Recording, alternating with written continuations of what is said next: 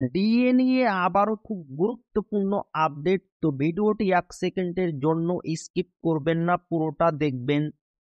আর আপনি যদি আমাদের চ্যানেলের নতুন দর্শক হয়ে থাকেন এবং চ্যানেলকে সাবস্ক্রাইব না করে থাকেন, তো অবশ্যই চ্যানেলকে সাবস্ক্রাইব করবেন এবং আমাদের পাশে থাকবেন।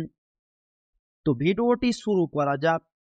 অবশেষে সরকারি কর্মীদের কাছে হারল রাজ্য সরকার। মেটানো হবে বকেয়া জারি নির্দেশিকা। বাজেটে ডিএ বৃদ্ধি করেছে রাজ্য সরকার। ফের এক দফায় 4% মহার্ঘ ভাতা বা ডিএ বৃদ্ধি করেছেন মমতা। তবে তাতে সন্তুষ্ট নন অনেক সরকারি কর্মী ও শিক্ষক।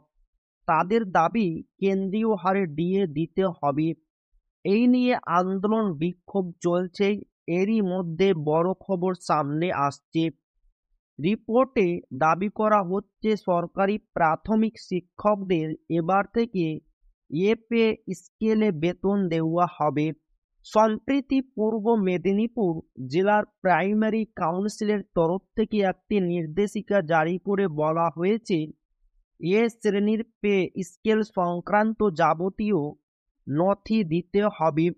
গত ২০ ফেব্রুয়ারি সে নির্দেশিকা সাব সার্কেলের স্কুল সাব ইন্সপেক্টরের কাছে ইতিমধ্যে পাঠানো হয়েছে।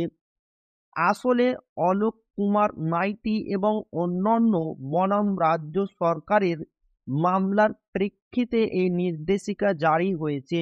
বলা হয়েছে মামলাকারীদের চাকরিতে যোগদানের দিন থেকে ক্যাটাগরি পে স্কেলে বেতন দেওয়া হবে। আগেই ডিরেক্টরেট অফ স্কুল এডুকেশন এই সংক্রান্ত নির্দেশিকা জারি করেছিল। এবার স্কুল সাব ইন্সপেক্টরদের এই সংক্রান্ত নথি জমা দেওয়ার নির্দেশ দেওয়া হয়েছে। জানিয়ে রাখি, ২০২১ এবং ২০২২ সালে বিএড ডিগ্রিধারী শিক্ষকদের সকলকে পে স্কেলে বেতন দেওয়া হবে। ২০২৪ সালে একটি মামলার পরিপ্রেক্ষিতে কলকাতা হাইকোর্টের রায় ছিল মামলাকারী শিক্ষকদের পক্ষে।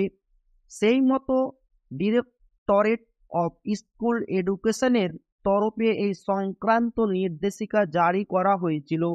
নির্দেশিকা জারি করে বলা হয়েছিল সমস্ত নথি খতিয়ে দেখে নিয়ে মামলাকারী শিক্ষকদের তাদের চাকরিতে যোগদানের দিন থেকে পে স্কেলে বেতন দিতে হবে। ন্যাশনাল কাউন্সিল ফর টিচার এডুকেশনের অনুমোদন প্রাপ্ত প্রতিষ্ঠান থেকে বিএড ডিগ্রিধারী হলে মামলাকারীরা চাকরি শুরুর দিন থেকে পে স্কেলে বেতন পাবেন বলে বলা হয়েছিল। পাশাপাশি বকেয়া বেতন ও শিক্ষকরা পাবেন বলে বলা হয়েছিল। তো এই ছিল ডিএ নিয়ে খুব গুরুত্বপূর্ণ আপডেট যা আপনাদের মাঝে শেয়ার করলাম। তো ভিডিওটি ভালো লাগলে অবশ্যই আপনার বন্ধুদের শেয়ার করবেন যাতে তাদেরও উপকার হয়। আর আপনি যদি এখনো আমাদের চ্যানেলকে সাবস্ক্রাইব না করে থাকেন, তো অবশ্যই চ্যানেলকে সাবস্ক্রাইব করবেন এবং আমাদের পাশে থাকবেন। তো আবারও দেখা হবে ডিএ রিলেটেড খুব গুরুত্বপূর্ণ ভিডিওতে।